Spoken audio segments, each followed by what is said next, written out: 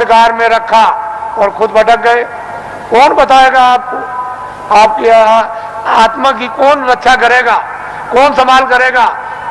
माँ बाप कर नहीं सकते, धन दौलत कर नहीं सकता, राजा कर नहीं सकता है और लोग कर नहीं सकते हैं, तो इस आत्मा की रक्षा कौन करेगा? जो किताबों में लिखा हो आपकी समझ में आता नहीं। आप तो किसी महात्मा महान आत्मा को खोजते नहीं हो, और आपके पास भी चला जाए तो आप उसको पहचानते नहीं। इसलिए ये दिन ऐसे बुरे आए कि महान आत्माओं की बड़ी अवहेलना हुई, बड़ा तिरस्कार हुआ, बड़ी गाली गलौज, बड़ा उनका अपमान हुआ, बड़े शब्द भद्दे शब्दों से प्रयोग किया गया। लेकिन हमारा देश तो ऋषि मुनियों का, साधु संतों योगियों का देश है। फिर पीछे आपको अपनी जबान गंदी करोगे, मैली करोगे, पीछे पश्चाताप करना होगा। इसलिए सोच समझ के शब्द निकालो। तुम सब कुछ करते हो दुनिया में, लेकिन संतों महात्माओं के प्रति संभाल कर शब्द निकालो, ऐसे नहीं। तो इसलिए वो मनुष्य है जो अपनी जबान को संभाल करके रखते हैं और धीरज रखकर विवेक से काम लेते हैं, बुद्धि का उपयोग करते हैं। लेकिन बुद्धि ही नष्ट हो गई हो और बुद्धि पर पागलपन का असर आ गया हो, जहर फैल गया हो, तो बुद्धि बेचारी क्या करेगी? वो क्या समझेगी? भूत का, भविष्य का, वर्तमान का, योगियों का, महात्माओं का, आत्माओं का, ज्ञान का, विज्ञान का उसकी समझ में क्या आएगा? तो इसलिए समुद्र भरा है आपके मनुष्य मंदिर में, और महात्मा ये सब कर्मों को चुका देते हैं।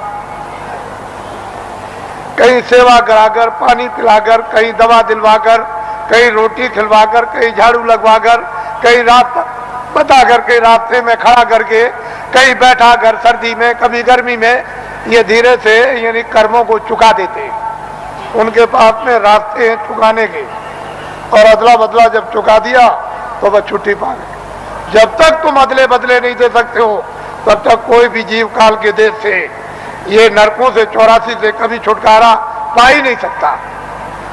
तो महात्माओं के यहाँ भाग भाग के रास्ते चुकाने के हैं, वो जरा से काम से चुका देते। उसको भी बुला लिया, उसको भी बुला लिया, मद्रास से भी बुला लिया, हिमाचल से भी बुला लिया, जंगल से भी बुला लिया, शहर से भी बुला लिया, हिंदू को भी बुला लिया, मुसलमान को और सिख को भी बुला लिया, और गरीब को भी बुला लिया, और अमीर को भी बुला लिया, और बुला करके बस एक दूसरे की सेवा करा देते हैं, सेवा दिलवा देते हैं, और कर्मों को चुका देते हैं कि भाई अब कर्म चुक गया। तुमने नहीं सुना कि सेठ साहूकार जब कर्जा बांटते हैं और कर्जदार जब देने के लायक नहीं होता, तो अंत में सेठ साहूकार कहते हैं अच्छा जो तू दे सकता है मूल दे दे। तो कह लगे सेठ जी हम इतना दे सकते हैं, हमारे पास सामर्थ्य नहीं। क्या अच्छा ला दे दे, जा मैं अपने कागज से तुझको माफ करता हूं और ब्याज भी छोड़ देता हूं। तो छोड़ देता। तो ये ब्याज और कर्म कर्जा ये पहाड़ों की तरह से लदा हुआ है, ये बिना संतों के कोई माफ नहीं करेगा। इसको हमेशा इस बात के लिए जब थोड़े दिनों के बाद जब ये विद्या प्राप्त होगी लोगों को, तो स्वयं लोगों को अनुभव होने लगता है कि कर्म कर्जा बिना संतों के, मैं ब्याज के, ये चुक नहीं सकता। आप इसको जानते ही, मालूम है आपको, लेकिन बहुत सुलभ है, बहुत सरल है, बहुत सहज है। तो इसलिए ये स्थान है जो आपको कल और परसों बताए गए।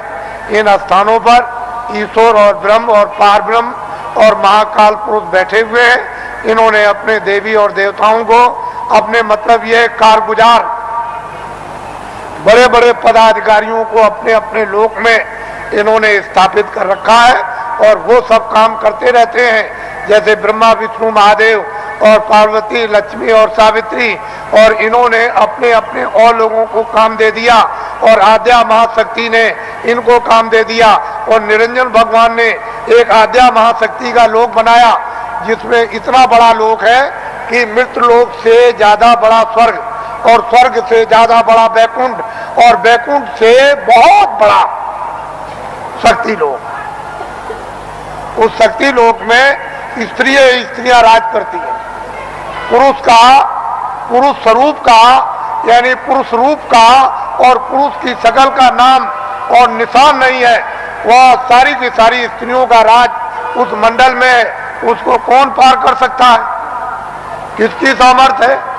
उसके बाद निरंजन भगवान का जो धाम है वो तो मतलब है कितना बड़ा, तो कितना बड़ा।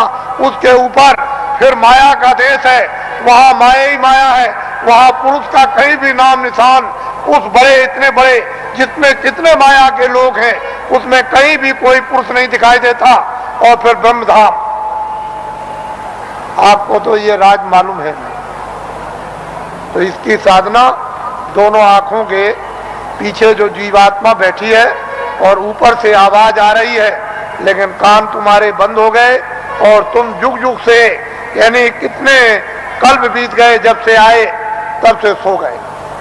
कोई तुमको महापुरुष, कोई योगी, कोई सिद्ध पुरुष तुमको जगाने के लिए मनुष्य मंदिर में मिला नहीं कि तुम्हारी जीवात्मा को घाट पर बैठाल के जगा दे। अब ये वक्त और समय आ रहा, हम उस तरह का सब माहौल तैयार किए देते हैं। जब सब चीज तैयार हो जाएगी, खरपतवार जब तैयार हो जाएगा और वो गीला ना हो, सूख जाएगा, तो बस ऐसे माचिस लगाई तो वो ज्ञान रूपी जब माचिस लगेगी तो भक पेट्रोल की तरह से भक आग लग जाएगी, तो जल भून करके तुम्हारे सब पाप भस्म। इसको कहते हैं ज्ञान रूपी अग्नि।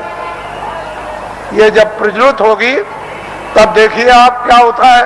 तो हम तो ये वो दिन आपको बताना चाहते हैं कि स्त्रियां भी और पुरुष भी यहीं से बैठकर दिन में काम करेंगे और रोज स्वर्ग में जाएंगे, वैकुंठ में जाएंगे, उधर देवी देवताओं का दर्शन करेंगे और वहां ब्रह्मा विष्णु महादेव उनका भी दर्शन करेंगे और उसके ऊपर भी जाएंगे और रोज लौट करके चले आएंगे और खेती भी करेंगे, दुकान और दफ्तर का भी काम करेंगे और शाम को बच्चों की सेवा और बैठ जाएंगे और फिर निकल जाएंगे। बड़े ध्यान से आप सुनिए, ये आसक्त रहित ये परिवार होगा। जैसे राजा जनक थे, उनको राजकाज आदेश का पालन करना था, उसको कोई मोह ममता नहीं थी, निर्लेप थे, जिसको कहते हैं विधेय। कोई आसक्ति ना हो उनको, उसको विधेय। उनकी जीवात्मा जाग गई। हम उस चीज की आपको तैयारी करके धीरे धीरे उसी तरफ जा रहे हैं। ये तैयारी हो जाए और इतनी प्यास लगेगी कि तुमसे उस समय ये कहा जाएगा कि तुम लोग प्रधानमंत्री बन जाओ, तुम मुख्यमंत्री बन जाओ, ले तुम राजा बन जाओ और तुम ये बन जाओ, तो तुम फौरन फेंकोगे कि हमको नहीं बनना, इसकी जरूरत हमको नहीं, हमसे ये काम नहीं हो सकता। अरे भाई वो चीज तो कुछ और है, तो यहां मरे जा रहे हो वैसे ही बेमतलब। अरे महात्माओं के पास आकर के कुछ काम करो तो कुछ काम भी हो जाए, महात्माओं के आदेश का पालन करो, दुनिया सब समझ में आ जाए, गृहस्थाश्रम भी, समाज भी और देश भी समझ में आ जाए और तुम सब लोग निर्लेप रहो और शरीर का, परिवार का, सब तरह का क्षणिक सुख भी ले लो और आत्मा को जगा करके सच्चा आनंद प्राप्त कर लो।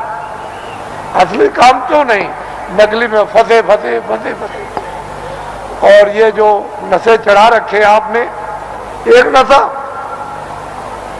कितने नशे तुमने चढ़ा रखे, और नशों को जो आपने चढ़ा रखा है तो किस तरह से तुम बदहोश हो, होश ही नहीं, कुछ होश नहीं है। तो इसलिए आप थोड़ा सा समझ से काम लो, बुद्धि से, और जाग करके संदेश सुनो, सो करके मत सुनो। वही मनुष्य है जो जाग करके सुनता और फिर वो अमल करता है। जैसे वस्त्र पहन लिया तो ठंडी दूर हो जाएगी, गर्मी दूर हो जाएगी, बरसात की हवा नहीं लगेगी, लेकिन जब तुम उस वस्त्र का अमल ही नहीं करोगे, वस्त्र पहनोगे नहीं, शील, क्षमा, संतोष, विरय, विवेक, ये एक वस्त्र है जो पहन लिया जाता है, तो काम, क्रोध, लोभ, मोह, अहंकार पता नहीं किधर चले गए। अभी आपने इसका वस्त्र पहना तो आपको क्या मालूम होगा कि वस्त्र कपड़ा कैसा होता है। तो आप लोग आज, क्योंकि बहुत से लोग सुबह भी आ गए, रात को भी। नामदान तो कल हुआ था। ये नामदान सर्वोपरि दान है।